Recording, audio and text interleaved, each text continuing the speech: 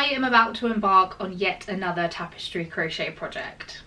I don't know why I'm doing this to myself, but I am really enjoying doing tapestry lately. If you know me, if you've seen any of my other vlogs, you know that I really don't like to count, but I do love the way that a tapestry crochet piece comes out, and I think it's so fun. And I think now I've realized that it's actually very achievable. It's actually very doable. I've done quite a complex piece for my last project, which was my Halloween cardigan. If you don't know what I'm talking about, I will link the vlog in the description. But I am now like, oh, tapestry is my bitch. I can do whatever I want. So the Bronto top by Made in the Moment has literally been in my inbox for probably about a year. I bought this pattern from them a really long time ago, I think before I'd even attempted my first tapestry crochet project, and I bought it in the hopes that I would one day be confident and skilled enough to actually be able to achieve it. And honestly, I think that time has come. This is a really cool Brontosaurus dinosaur like tapestry piece. I have made another pattern by Made in the Moment, the On Fire sweater, which was also tapestry, and I found that the way that they write their patterns and the actual graphs and stuff like that were very easy to follow. So I'm looking forward to actually doing this one because like I know it's going to be very achievable for me. Also, hello, if you don't know me, my name is Rajan, aka Not Half Bad Crochet, and if you enjoy crochet and lifestyle content, please be sure to subscribe to my channel, give this video a little like, and leave me a comment to let me know what you think. So I'll put up a picture of what the Brontosaurus top looks like. The great thing about this is that it seems very, very adaptable, which is what I love to hear, because I've made many a sweater in my time, and the construction has always been a little bit different depending on, you know, the stitch I'm doing or like what I'm feeling or whatever. So I like the fact that you can make this into like a vest, a t-shirt, a sweater. I will be doing like a long sleeve sweater version, most likely cropped-ish, or like, you know, waist length, not hip length, not super cropped, somewhere in between. I will be using some scrap yarn to do this project. I say scrap, I basically have got this yarn, let me show you. This is a really nice like dark tealy colour, and you may recognise this yarn because I've used it for 2 other projects. So the first time I used this, and the reason why I bought it, was for my first ever Check Me Out cardigan, which is now 2 years old. 2 years? Yeah, it's 2 years old. So I've had this yarn for a very long time. And the second time I used this yarn was in my Halloween 2024 crochet project. I used it with a bunch of other different colours, but I've used this yarn a lot, and somehow I've still got like 4 skeins of this left. I don't know how, but I've got it. I've still got loads of it. So technically this is scrap, leftover yarn, however the fuck you want to refer to it. But yeah, I've got a fair bit of this yarn left, and my aim for this project is to get rid of this yarn. I don't dislike it, but I'm like, girl, you got to go.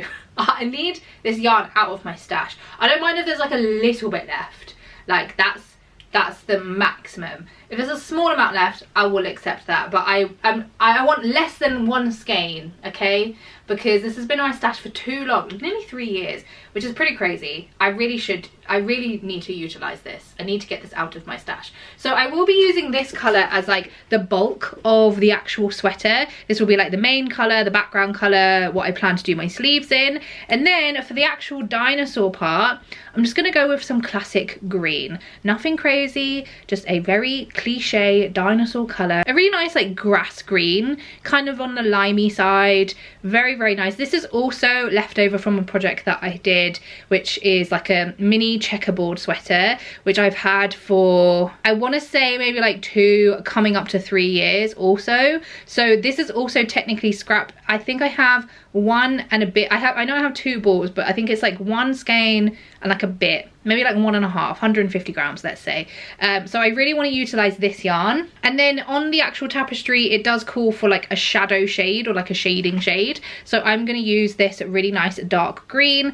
I think it goes really well with the lighter green. I also used this color in the same project that I used this, which was like my mini checkerboard sweater. So this is all I have of this yarn. This will be absolutely more than enough for like the shading area of the dinosaur. But I think these colors are all gonna pair really, really nicely together. I think particularly like the dinosaur contrasting with this dark teal, I think is gonna look really good. I don't know, one thing I am a little bit not worried about, but I suppose cautious of is that I don't know how much contrast there's going to be between these two colours, because they are a little bit on the darker side. Like, I definitely think you'll be able to see, you know, the colour change, but I don't know if the contrast is going to be like enough for it to pop, but we shall see. And honestly, I'm not really that fussed. I will cross that bridge if and when it comes to it. So yeah, these are the yarns that I'm going to be using. I did have a little skim over the pattern, and I will be making some adaptations. I think that that's okay. I think that that's fine, but if you obviously are going to be buying this pattern, just be aware that like I will be doing slightly different things than what the pattern is telling you to do. And that's purely because I want to, and I just have like a personal preference for how some sweaters are constructed, and that may differ from the pattern. So the main difference is that I will be using single crochet. The pattern does call for half double crochet. I personally just prefer using single crochet when it comes to tapestry. I don't dislike half double crochet. I recently did the Clown College sweater by Aidan Wells Crochet, and that was a half double stitch, and I really liked it. I think it looked really good, but personally I just like the closeness of the stitches and the closeness of the actual tapestry and the way it looks when you're doing single crochet. So I will be doing single crochet. I also won't be doing my sleeves in the round. I will be doing it in panels. And what else? I think that's kind of it. For the large part, I will be like winging the majority of this sweater in terms of the actual construction, but for the actual, you know, the graph part, I will be like paying attention to the pattern. So just please bear that in mind in case you obviously want to purchase this pattern and like yours looks different to mine, or you know, the construction looks ever so slightly different, or you're a bit confused when you get the pattern. Like, I'm going to be constructing it differently. So without further ado, enough yapping, let's get cracking. I'm actually really excited for this. I think it's going to be really cool. If you don't know, I am a cliche dinosaur loving autistic person. Dinosaurs are like one of my special interests. The Jurassic Park movies are one of my special interests. I love dinosaurs. I have lots of dinosaur things in my house, from like artwork to like little figurines, blah blah blah. So yes, I love dinosaurs, and before I even like knew how to do tapestry, and when I kind of even came across Made in the Moment's page or like socials or whatever, when I first started crocheting, and I was like, wow, this is possible with crochet. So it feels kind of like, you know, slight full circle moment to be crocheting this now, because I remember, I have a really distinct memory of like coming across their patterns and seeing they had this one, and then they had like a T-Rex skull, and I remember being like, that just seems like such an unreachable goal for me in terms of skill level, that I just kind of discounted being ever able to do anything like that. So the fact that I'm not only doing this pattern and think that I'm more than confident that I'll be able to do it, but also the fact that I've done like many other tapestry pieces from other designers, designing it myself, doing stuff that's complex, doing something that's a little bit more simple. And yeah, I just feel like it's quite nice, you know, to be able to see that my skills have grown, my confidence has grown as well, and like seeing the difference and having that really distinct memory of like coming across their page and being like, wow, this is like amazing. And now I'm like, wow, I can do those things too. I am also amazing. So yeah, okay, anyway, I said I was gonna stop talking, but let's go crochet. Hi friends, so I've just finished with the back panel. I didn't really record any of this process because it's basically just like a square of single crochet, and I don't think it's particularly exciting. I can't remember if I mentioned, but I am doing the whole sweater in single crochet rather than half double crochet. Not for any particular reason other than I just want to. I think personally when it comes to tapestry, I prefer doing it in a single crochet. I feel like the images turn out a little bit better, and I feel like my gauge is also a little bit better, and I prefer like a closer, tighter fabric, if that makes sense. Back panel is all done. It's just in this nice teal color, and now I need to kind of like map out on this panel where I want the dinosaur to be. So what's good is that, and this is actually something that I did when I did my first ever tapestry design, is that I basically did my back panel first and then used that essentially as like my gauge, so I could figure out where I wanted to place the actual image. Obviously what works out good for me is that I have to do the graph. There are 3 options. There's a small, medium and a large, so I think depending on like where I want it placed will depend on obviously which dinosaur graph I will use. I don't think I want it to be like particularly large, you know, like I kind of want it to be like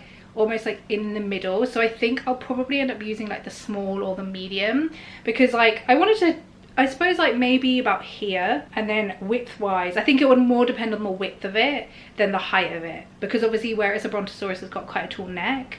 I don't want it to kind of sit, in terms of the width, I don't want it to sit like past my boobs, or like to go kind of like into my armpits, if that makes sense. So I kind of want it to be relatively central width wise, and then it will just depend on like which one that works better with on the actual graph.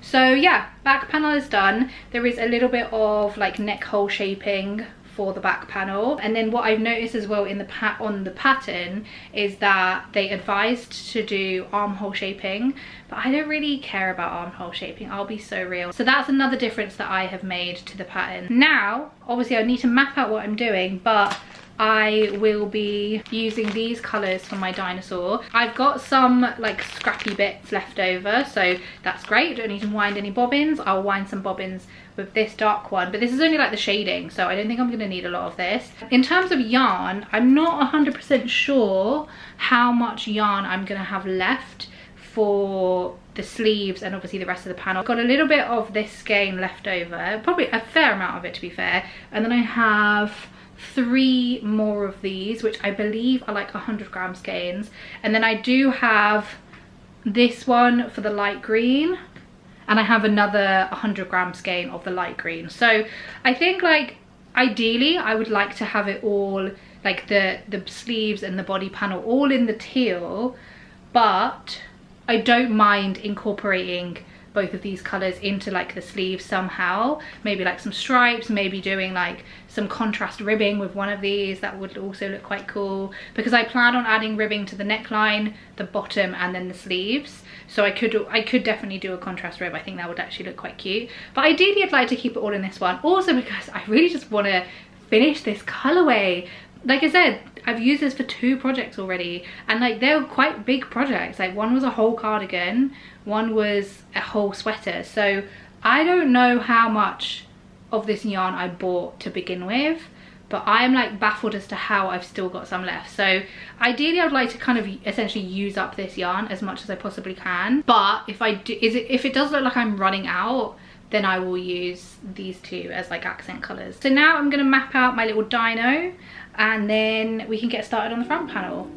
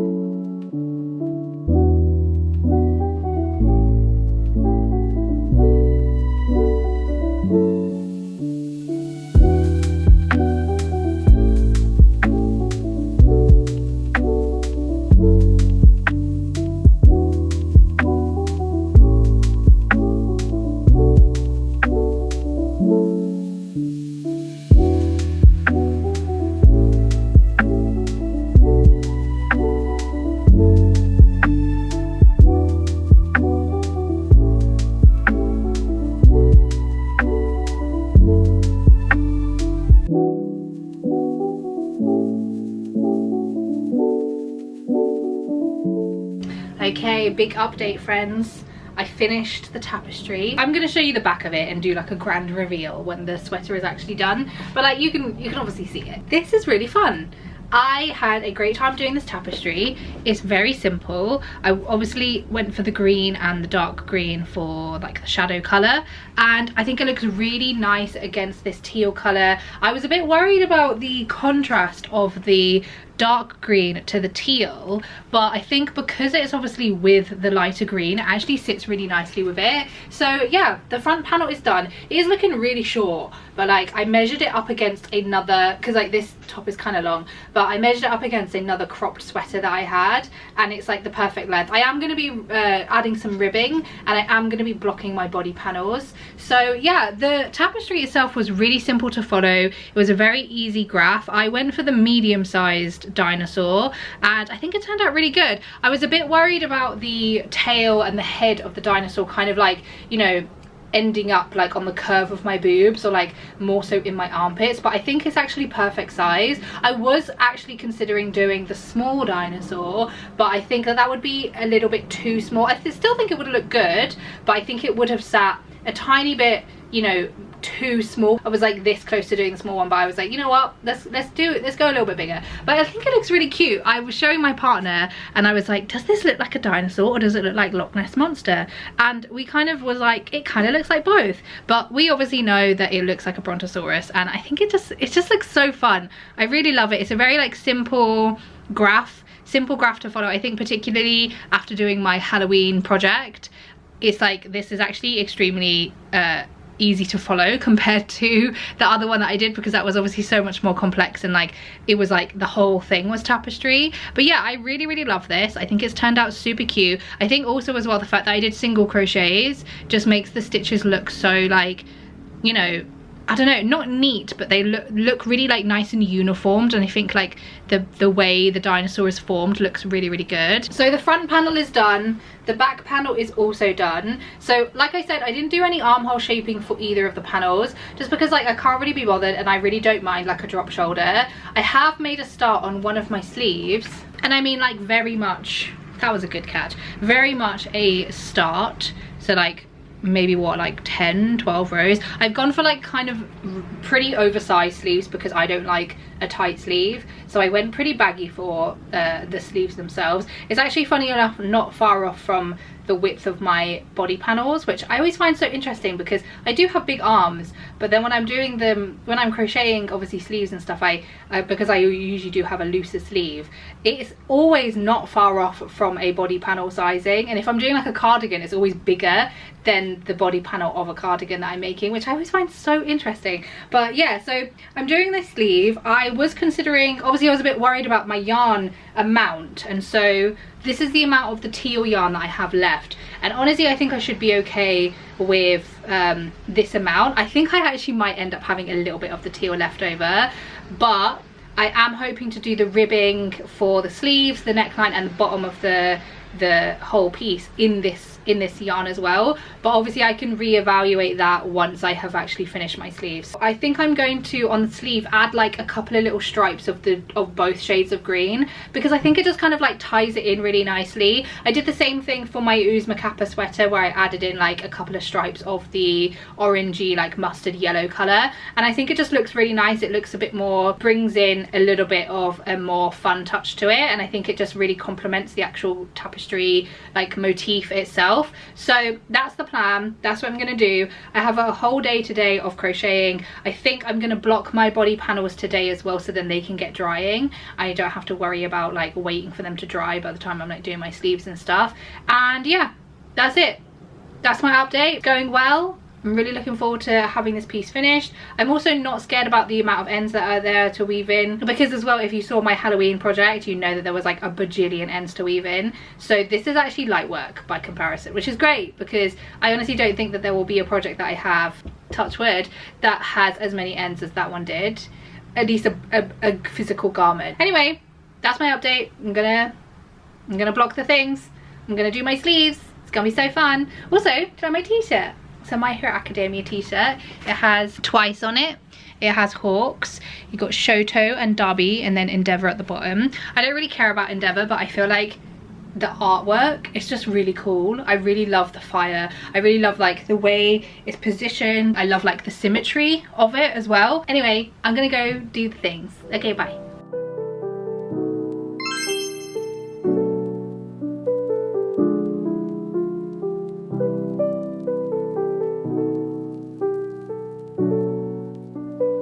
Get down.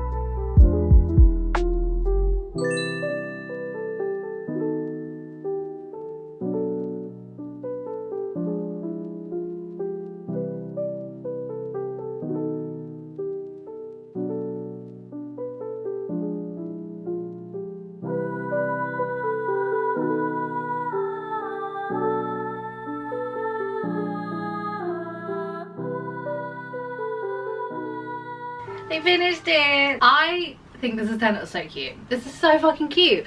I absolutely love how it looks. So this whole process has gone very, very well. I don't really have any notes. I think I mentioned this towards the beginning of the video, but I very much winged this sweater. Like, I didn't necessarily follow the sweater pattern in terms of the construction, like, you know, word for word, bar for bar. I very much kind of just took the graph and then, you know, did what I needed to do for the graph part, and then I constructed the sweater in like my own personal preference of how a sweater is constructed. Not that there was anything wrong with the way that the pattern told you to construct it. I am just like relatively lazy and I have a personal preference on how I do certain things, so I changed up some elements of the actual construction. I'd say the main things was that the pattern called for a half double crochet stitch. I did mine in single crochet. Also, with the construction of the sweater, the sleeves called to be done in the round, I decided to do panels. I think like the way the ribbing is done is ever so slightly different, and like the cuffs on the sleeves. I didn't do any armhole shaping either, which is what was recommended on the actual pattern.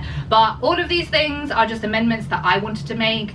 That is personal preference for me, slight laziness, slightly just how I'm used to crocheting a sweater. But I obviously did use the actual graph that was in the pattern, and I am really glad that I went for this size graph. There is a small, medium, large in terms of like sizing, so no matter what size you are, you'll be able to kind of comfortably get a dinosaur that like sits nicely depending on like the size of the sweater that you're going to be making. I decided to go for the medium, which I'm really glad I did, because I was really umming and ahhing about going between the small and the medium. The small probably would have sat maybe a little bit more central, but I don't know if it would have just looked a little bit odd where it was kind of like plonked right in the middle of my chest. So I did want there to be like some kind of extension, but I also didn't want it to be like the tail or the head was like, you know, stuck in my armpit or like wrapped around my boobs too much. So I think the medium actually fits really perfect on the sweater for the sizing that I went for and for like my size. The actual graph itself was very, very easy to follow.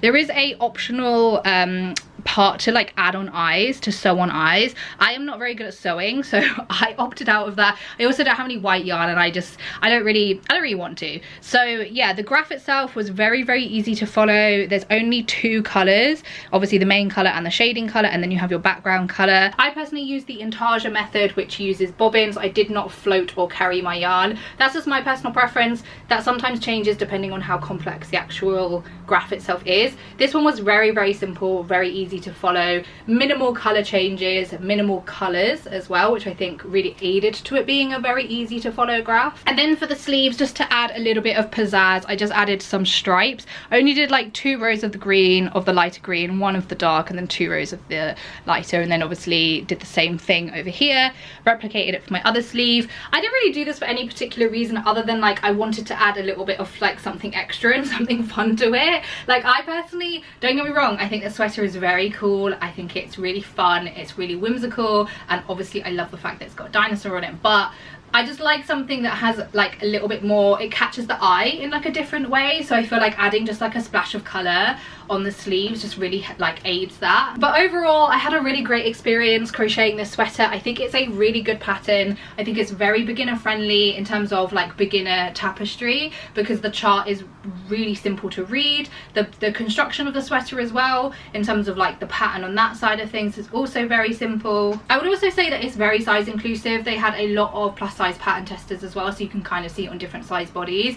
I'm a 3XL, but I did make a kind of more cropped and fitted version, mainly because I was working with like scrappish yarn. I think if I was to make this again, I'd probably make like a slightly different version in terms of fit, maybe one that's like a little bit longer, a little bit baggier. But I do really love the fit of this. I feel like it's been ages since I've crocheted myself a cropped sweater. And in terms of yarn, this is what I've got left. So if you remember the beginning of my video, I think I was basically saying how this yarn is like the fucking black hole sisterhood of the traveling pants kind of yarn, because I have used this for now 3 projects and I still have some left over.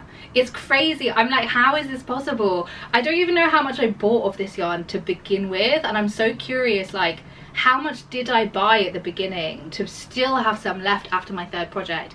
But I used a very minimal amount of yarn. I think I had about 400 grams of this yarn, and then I had a fair bit of like the body color for the dinosaur. I had like 200 grams of this color, and I had, this is like, I think less than 100 grams. This is like the only ball that I had. Less than 100 grams of this one. So not a lot of these ones, but obviously I didn't use a lot of them. Obviously for the stripes was like a tiny bit extra, but this was the bulk of the yarn that I used. And yeah, not a lot of yarn used at all. I did block my panels, and as you saw in the video, don't listen to people who say that you can't wet block acrylic, okay? Because I think I showed the sleeves in particular and how much I was able to stretch the sleeves out, because they were very short, but like I stretched them out quite a lot, and I think they look really cute. And the same with the body panels, I did stretch out the length, because I think I showed as well that it was sitting like just under my boobs, but obviously I knew I was going to block it. If you are going to be wet blocking acrylic, my main tip would be to use very, very hot water. You need the water to be as hot as possible, and then obviously to actually soak it in there, and then you just got to stretch it out. Don't listen to people who say you can't wet block acrylic, because you absolutely can, and it absolutely works. You can obviously use steam blocking as well, but I just don't really like steam blocking. So yes, blocking went very, very well. I have shoved it in the washing machine. All of the ends are woven in. It looks great. 10 out of 10, absolutely no notes.